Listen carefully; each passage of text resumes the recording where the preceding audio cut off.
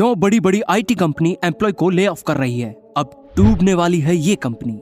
कुछ दिन पहले गूगल के सीईओ सुंदर पिचाई ने 12,000 एम्प्लॉय को बिना किसी नोटिस के ले ऑफ कर दिया है। इससे पहले बड़ी बड़ी टेक कंपनी जैसे माइक्रोसॉफ्ट, अमेजन और एप्पल भी ऐसा कर चुकी है। लेकिन अब सवाल यह उठता है कि आखिर बड़ी बड़ी आईटी कंपनी को हो क्या गया है? वह अपने एम्प्लॉय को ले ऑफ क्यों कर रही है? इसके पीछे क्या रीजन हो सकते हैं? क्या अब आईटी इंडस्ट्री खतरे में है? इन सभी चीजों का पर्दाफाश हम आज की इस वीडियो में करने वाले हैं। साथ ही हम आपको यह बताएंगे कि आईटी कंपनियों के हाल देखकर अब एम्प्लॉय की क्या अप्रोच होनी चाहिए, उनके पास क्या बैकअप प्लान होने चाहिए। आइए जानते हैं। कोविड-19 के बाद से आईटी कंपनी में छटनी की लहर शुरू हो चुकी है। इस लहर में अब गूगल के एम्प्लॉय को भी झुलस दिया गया है। 2 महीने पहले माइक्रोसॉफ्ट, अमेजन और एप्पल जैसी बड़ी बड़ी कंपनियों ने अपने एम्प्लॉय को फायर कर दिया था और अब गूगल ने अपनी वर्कफोर्स का 6% यानी कि कुल 12,000 एम्प्लॉय को फायर कर दिया है। लेकिन आखिर क्यों कंपनियां अपने एम्प्लॉय के साथ ऐसा कर रही है? इसके पीछे कितने ही रीजन है, जिसमें सबसे पहला रीजन है इन्वेस्टर का दबाव।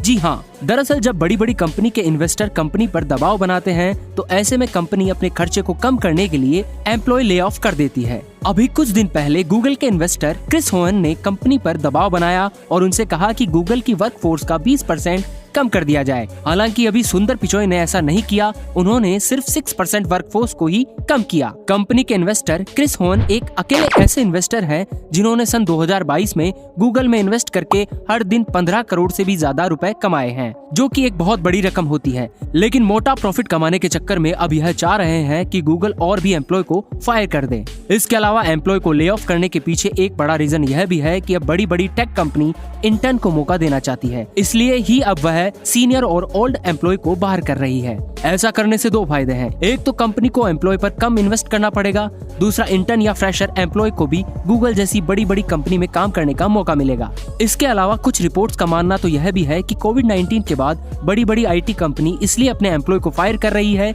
क्योंकि कोविड-19 के टाइम इन कंपनियों ने एक्सपोनेंशियल ग्रोथ की, क्योंकि उस समय इनका एड्स रेवेन्यू बहुत ज्यादा हो गया। कोविड-19 पर सोशल मीडिया का काफी यूज किया गया। इसके बाद कंपनियों को लगा कि कोविड-19 के बाद भी इसी तरह से उनकी ग्रोथ होगी, जिसको देखते हुए उन्होंने एम्प्लॉय की हायरिंग भी बढ़ा दी। लेकिन उनका यह एस्टिमेट गलत हो गया। जैसे ही कोविड-19 से पूरी दुनिया उभरी, वैसे ही कंपनी में ग्रोथ की भी कमी आने लगी और फिर कंपनी में एम्प्लॉय ज्यादा हो गए। इसलिए अब आईटी कंपनी अपने एम्प्लॉय को ले ऑफ कर रही है। जब फेसबुक कंपनी के सीईओ मार्क ज़करबर्ग से एम्प्लॉय को ले ऑफ करने का रीजन पूछा गया तो उन्होंने यही बताया कि कोविड-19 के टाइम पर गलत एस्टिमेट कर लिया था और इसी की वजह से हमें लॉस भी हुआ है और अब हम अपने वर्कफोर्स को कम करना चाहते हैं। वैसे अब यहाँ एक सवाल और उठता है कि क्या अब आईटी इंडस्ट्री खतरे में है और जो लोग आईटी इंडस्ट्री में अपना करियर बनाने की सोच रहे हैं उनका क्या? तो हम आपको बता दें कि आईटी इंडस्ट्री पूरी तरह से सुरक्षित है और यह फ्यूचर में भी ग्रोथ करने ही वाले हैं। बहुत सारी कंपनी ऐसी भी है जिनमें मैसिव हायरिंग चल रही है। टेक्नोलॉजी एक ऐसा सेक्टर है जहाँ पर हमेशा हायरिंग रहती है।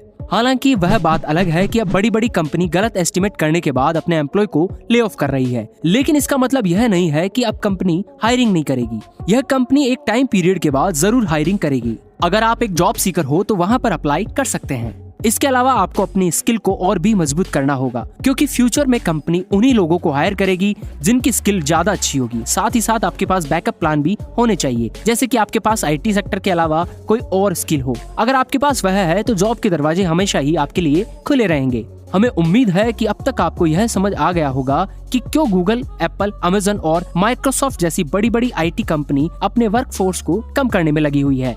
वैसे आपकी बड़ी बड़ी आईटी कंपनी में हो रही छटनी को लेकर क्या राय है, हमें कमेंट करके जरूर बताइएगा। साथ ही अगर वीडियो पसंद आई हो तो इसको लाइक जरूर करें और हाँ, अगर आप हमारे चैनल पर न्यू है तो इसको सब्सक्राइब करना ना भूलें। तो चलिए अब मिलते हैं अगले वीडियो में, तब तक के लिए धन्यवाद।